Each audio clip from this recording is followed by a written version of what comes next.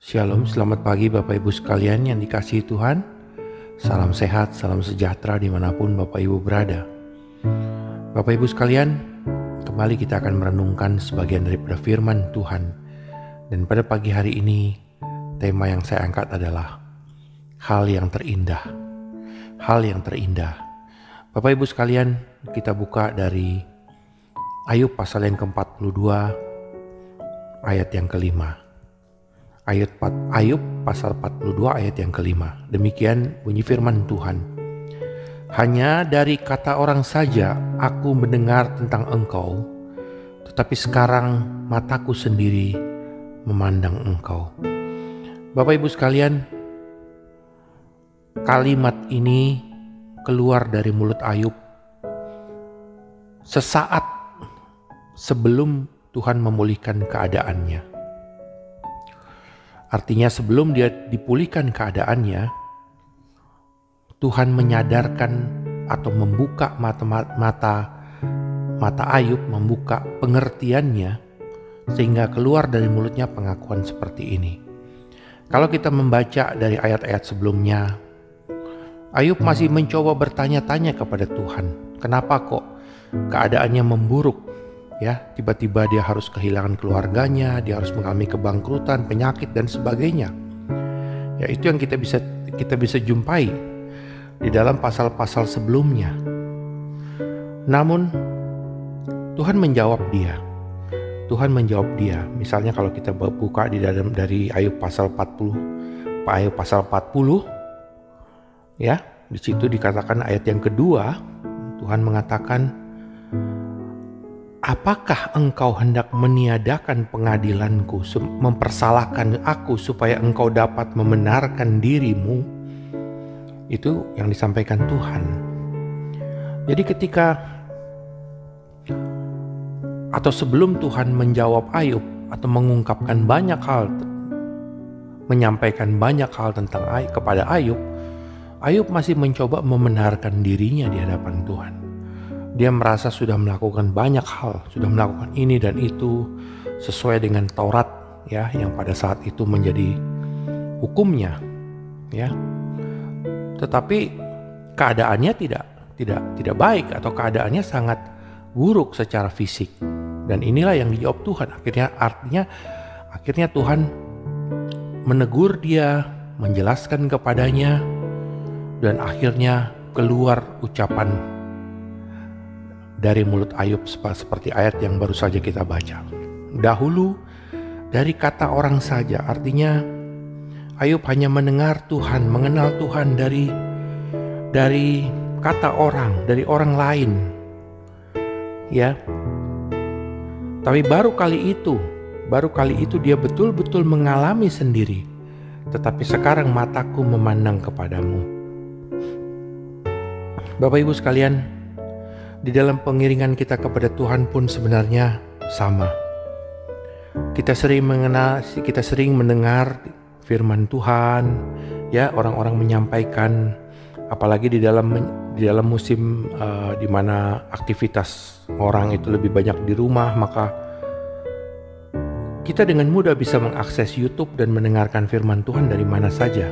Walaupun kita juga perlu berhati-hati. Tidak semua apakah betul-betul penyampaian itu atau pesan-pesan firman Tuhan itu benar-benar murni atau benar-benar mengandung nilai kebenaran.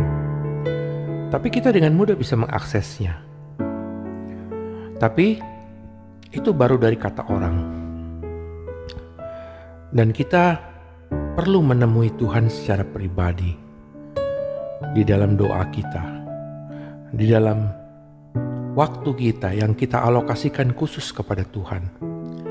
Sehingga ketika kita sudah bertemu Dia di dalam doa kita memandang kepadanya, kita benar-benar merasakan Tuhan itu hadir, Tuhan itu melihat kita. Maka itu merupakan pengalaman yang terindah. Ya, paradigma Ayub seketika berubah. Ya, sekarang mataku memandang kepadamu, dikatakan dalam firman Tuhan tadi. Begitu indah, ya, begitu berubah cara berpikir dia. Dan ayat yang ke-6 dari pasal yang ke-42. Ya, kalau tadi kita baca ayat yang kelima, ayat yang keenam dikatakan, oleh sebab itu aku mencabut perkataanku dan dengan menyesal aku duduk dalam debu dan abu. Bapak Ibu sekalian, kita tidak di dalam pengiringan kita kepada Tuhan tidak mudah memahami pikiran dan perasaan Tuhan.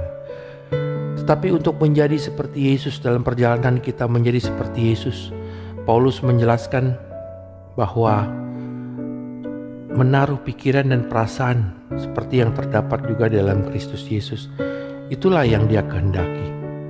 Dan itulah yang menjadi jalannya atau caranya. Untuk itu kita memahami, supaya kita bisa memahami pikiran dan perasaan Tuhan. Dan kita bisa pahami pertama-tama mungkin dari kebenaran-kebenaran yang kita bisa terima atau kita bisa dengar. Ya. Yang kedua, mungkin dari peristiwa-peristiwa yang terjadi di mana kita bisa langsung mempraktekkan atau bagaimana kita dibimbing untuk merespon setiap kejadian yang hadir di dalam hidup kita. Tapi yang terpenting dari semua itu adalah kita bertemu Tuhan secara pribadi.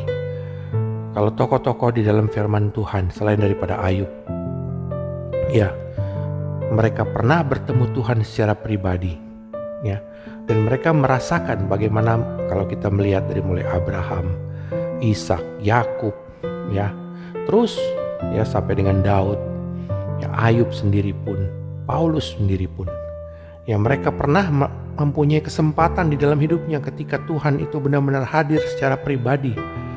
Dan itu mengubah mereka, mengubah semangat mereka, mengubah motivasi hidup mereka, membuat mereka lebih berkobar-kobar, lebih bersemangat di dalam Tuhan.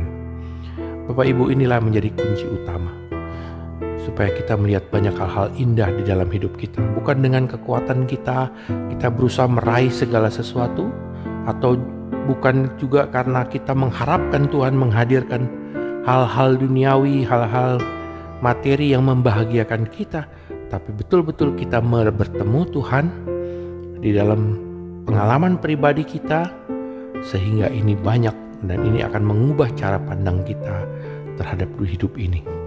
Sehingga apapun yang akan terjadi atau apapun boleh terjadi, kita merasa yakin kita kuat di dalam Tuhan.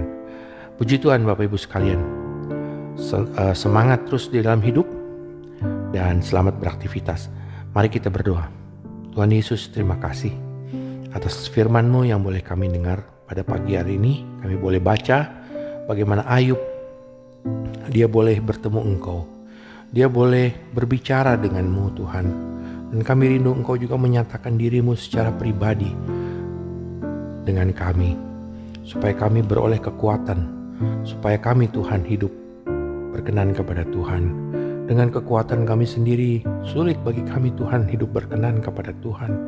Kami memiliki banyak hal, pikiran, perasaan, kehendak yang mungkin tidak sesuai dengan maksud dan rencana-Mu, yang mungkin bahkan menjauhkan kami daripada Engkau.